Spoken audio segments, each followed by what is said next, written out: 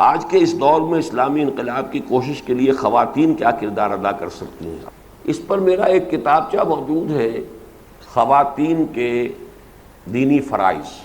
آپ بھی جاننا چاہتے ہیں، اس لیے کہ بہرحال خواتین سے سابقہ آپ کا بھی پڑھنا ہی ہے، ایک ایک خاتون سے تو سابقہ پڑھے گا، تو اس کے حوالے سے اگر سمجھنا چاہتے ہو تو سمجھ لیں۔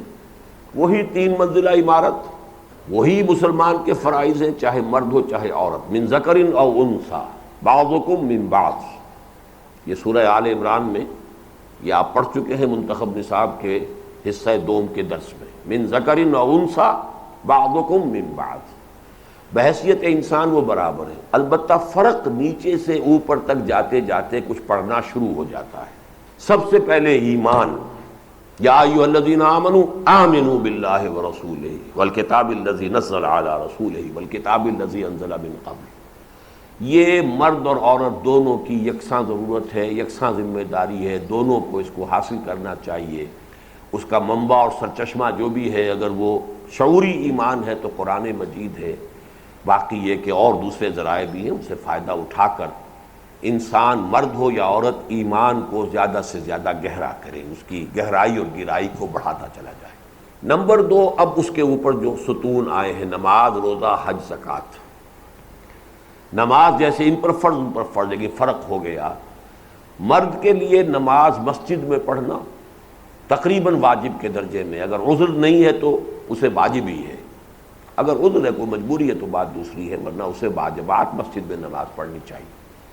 عورت کے لیے اس کا گھر میں نماز پڑھنا افضل ہے، گھر میں صحن سے افضل ہے، دالان میں، دالان سے افضل ہے، کمرے میں، کمرے سے افضل ہے کوئی بغلی کوٹھڑی ہو تو اس میں۔ نماز دونوں کو پڑھنی ہے، لیکن یہ کہ یہ فرق ہو گیا۔ روزہ دونوں کو رکھنا ہے، زکوٰۃ اگر عورت کے پاس مال ہے اسے دینی ہے، اسی نصاب سے دینی ہے کہ جو زکوٰۃ کا نصاب ہے۔ حج ہے وہ مسلمان عورت پر بھی فرض ہے، ہاں یہ کہ اگر مجبوری لاحق ہو جائے کہ کوئی محرم اس کے ساتھ سفر کرنے کے لیے موجود نہ ہو تو اس کی فرضیت ساقط ہو جائے گی، وہ حج بدل کروا دے گا۔ لہذا ان 4 میں کوئی فرق نہیں رہا۔ اس سے اوپر آئیے، فرق ہے تھوڑا سا، لیکن یہ کہ بہت مائنر فرق ہے۔ اوپر آئیے، جو چیزیں حرام ہیں، سور حرام ہے، شراب حرام ہے، جیسے مردوں پر ویسے عورتوں پر۔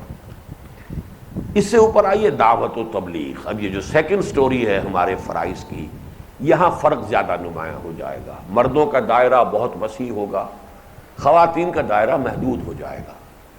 وہ خواتین میں یہ کام کرے اولاً، ثانیاً اپنے محرم مردوں میں، اپنے باپ، اپنے شوہر، اپنے بیٹے، اپنے بھائی، اپنے چچا، اپنے ماموں، جو بھی ہیں، جو محرم ہیں، ان کے ساتھ میں بھی تبلیغ کر سکتی ہے۔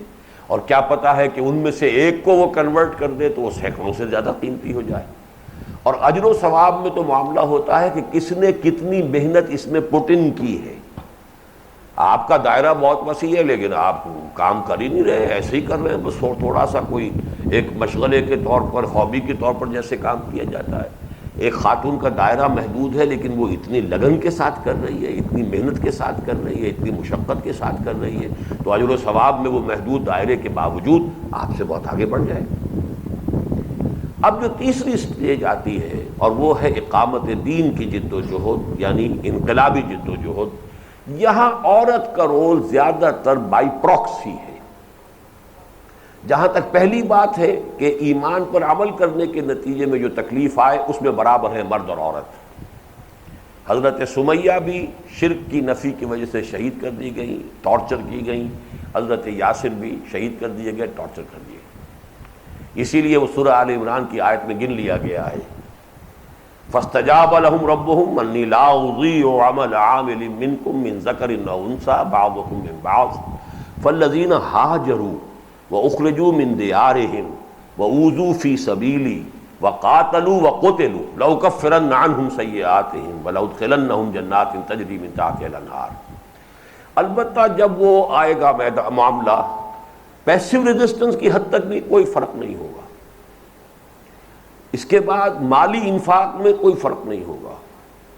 جتنی بھی عورت جو ہے اپنا پیٹ کاٹے، اپنے زیور دے دے، جیسے کہ مختلف مواقع کے اوپر خواتین نے اپنے زیور اتار کر پھینک دیے، جبکہ حضور صلی اللہ علیہ وسلم کی طرف سے کوئی ایسا تقاضا آیا ہے، اس سے آگے ہے جو معاملہ کنفرنٹیشن، اس میں یہ ہے کہ عورت مکلف نہیں کی گئی کہ وہ اس کنفرنٹیشن میں بھی براہ راست آئے، اس لیے کہ یہ زیادہ سخت بوجھ ہے کہ جو مردوں کو برداشت کرنا چاہیے، لیکن ایک عورت اپنے بیٹوں کو اس کام کے لیے تیار کرتی ہے، اپنے بھائیوں کو اس کے لیے آمادہ کر دیتی ہے، اپنے شوہر کو بھیج رہی ہے میدان جنگ میں، اور یہ چیزیں جو ہے اس کا حوصلہ بڑھاتے ہوئے بھیج رہی ہے، بجائے اس کے کہ رونا پیٹنا کیا ہوا ہو اور اس کو جاتے ہوئے بیچارے اس کا بھی اس وقت جو ہے مزاج اس کے اندر بھی کچھ نہ کچھ تھوڑا سا تزلزل پیدا ہو جائے، یہ انڈائریکٹ بائی پراکسی اس کا عمل دخل ہوگا۔ لیکن یہ پھر میں عرض کروں گا کہ ہو سکتا ہے اجر و ثواب میں مردوں سے بڑھ جائے۔ حضرت خنسہ رضی اللہ تعالی عنہ نے 7 بیٹے شہید کروائے ہیں اللہ کی راہ میں، یہ ہے، باقی کوئی بنیادی فرق نہیں ہے۔